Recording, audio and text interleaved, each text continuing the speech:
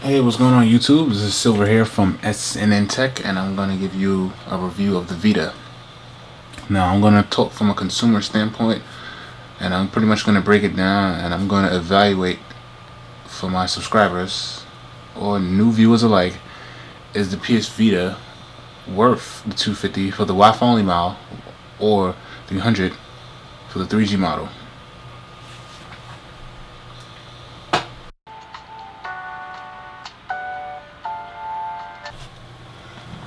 Alright, before I get into the software and show you how the gameplay of the few games that I have and how the user experience on the device goes, I want to give you a tour of the hardware and the specs. Now, the PSP Vita is packed with a 5-inch OLED display, which looks gorgeous by the way. And the device itself, from end to end, meaning from D-pad to buttons, is about 7.2 inches. When you look on top of the Vita, you can see that you have the Vita slot for your video games, a USB peripheral area where you can plug in micro USB to manage your content, volume down, volume up, right bumper, your power button, and your left bumper.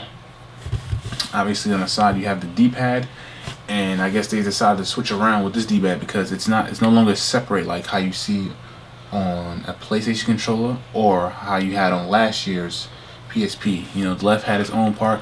It's more connected as one gigantic pad, similar to what you see on the Xbox, which most people dread, especially for fighting games. We have your left analog stick, your right analog sticks, and of course, you know, your square, triangle, circle, X. In the front, right above or in between the square and triangle, you have your front-facing camera. Select button, also your start. Home button. This button acts very similar to how the iPhone has its home button. So whenever you go in and out of an application or content, you will use this home button. At the bottom, you have your proprietary charging cable or port, your 3.5mm headphone jack, and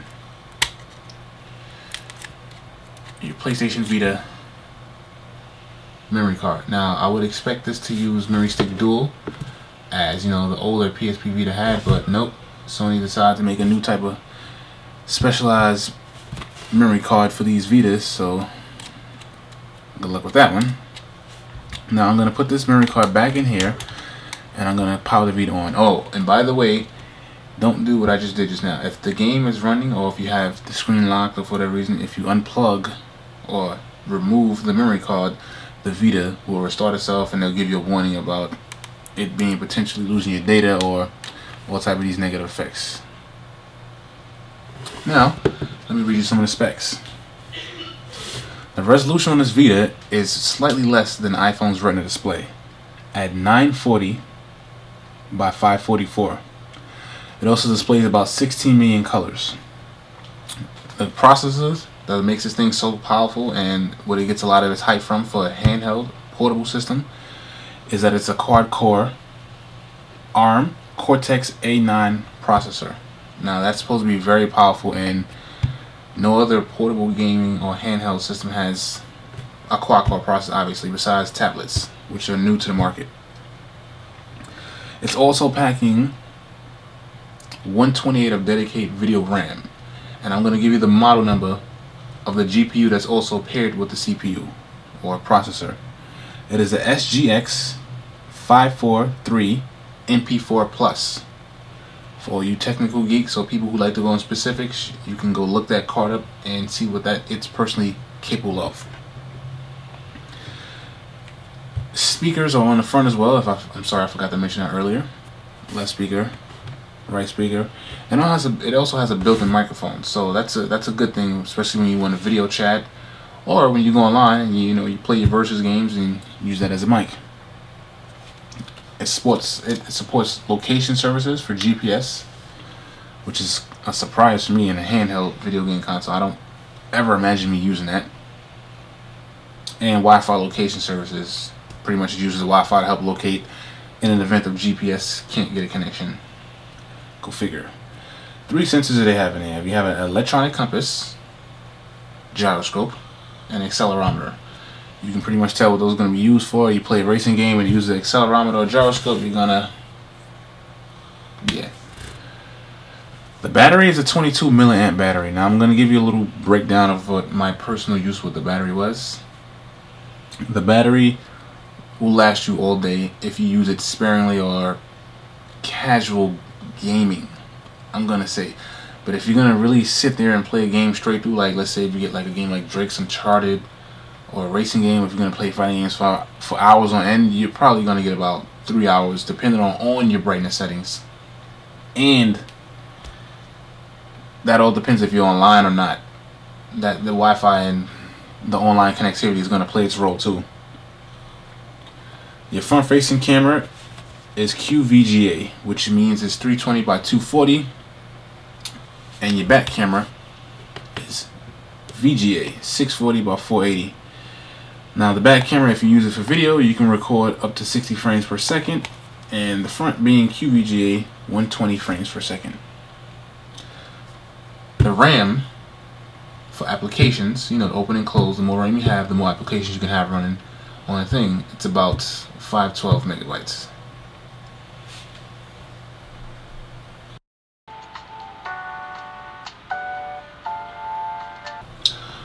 Alright, now on to the software aspect.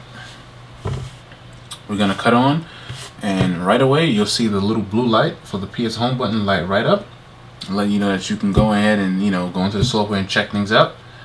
And the PS Vita software is mostly dominated by the touchscreen. Your controls mostly are ignored. You can use it somewhat in menu selections, but other than that, they really won't let you do much of anything without using the touchscreen. So let's turn that back on, and it has like a nice little peel effect, like as if you're peeling a page. Very smooth, very fluent.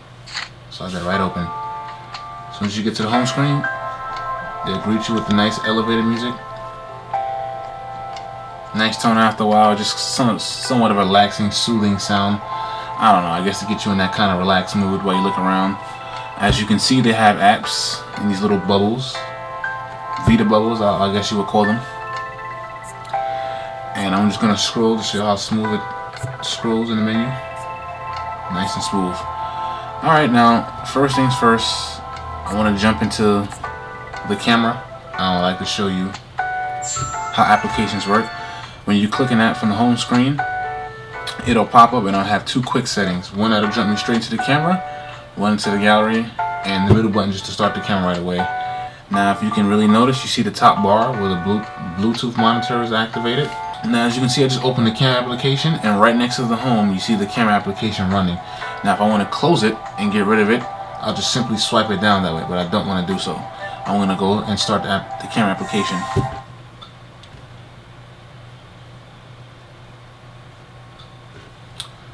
Now I don't know if you can see the camera from the camera screen, but the camera is, I'm not even gonna lie, it's horrible. But I'm gonna snap a picture of what I have the dock here, which I'll show you in a few. Well, let me move the Vita out the way so you can see get a good view of the dock. It comes with the bundle pack that I ordered, and I'm gonna snap a picture with the Vita of the dock, and then I'll show you what that picture came out looking like. The user interface for the Vita's camera is pretty basic. Location services, switch between front, back cam, video and pictures, play, and your gallery.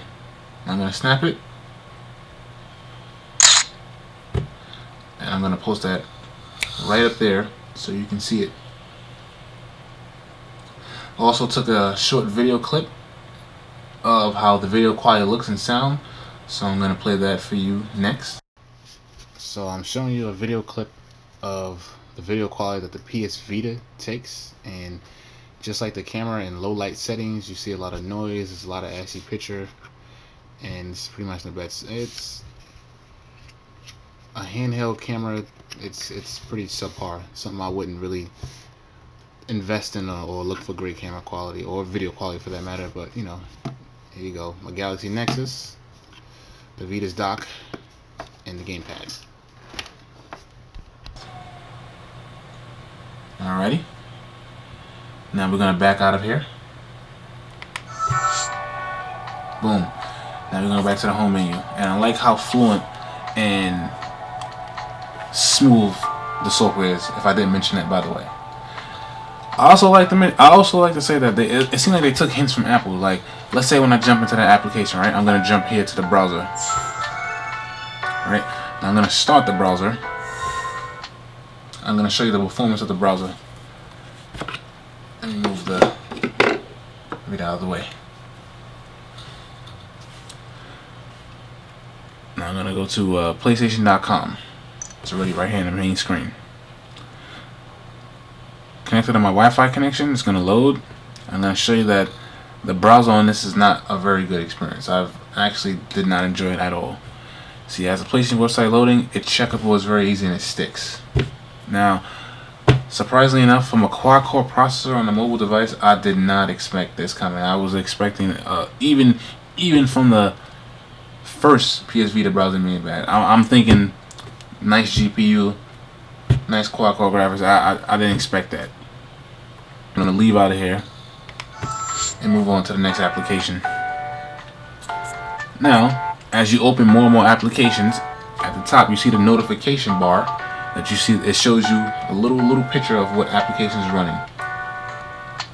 This is as close as I can get to my camera showing you without it not zooming in or being out of focus. So I hope you guys can see that right there. Now I'm gonna jump right into the camera. I like how it just jumps right in there, and it leaves you exactly where you left off at. It's very similar to how an iPhone works. You jump into a game, whether it be an action game or Words with Friends, Scramble, whatever. Wherever you left off, the game will usually just jump you right back in unless you have multiple applications running, and then it'll probably close it to free up RAM to run other games.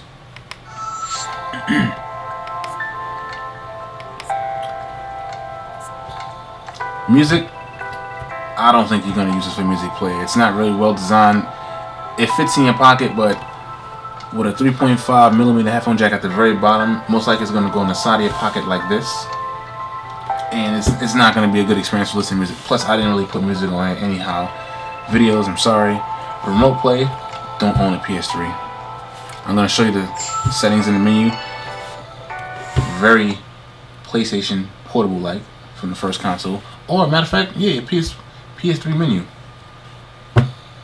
You know, the white bold text and the transparent, you know, menus. Very similar. Just want to show you that. Real quick, we're going to back out of here. Now that's open. Now I have 3 applications open. Settings, browser, and camera. Back to the home screen. When you download apps from the Vita store, or when you play previous games, it'll leave markers of what you've been playing. So I've downloaded Netflix. That's an app, obviously. But these are the games I bought, purchased, and played. Ultimate Marvel, Mod Nation Racing, Ninja Gaiden Plus, Asphalt Injection, Motorstorm RC. Now I'm going to jump into the game. I want to show you how beautiful the game looks. This is my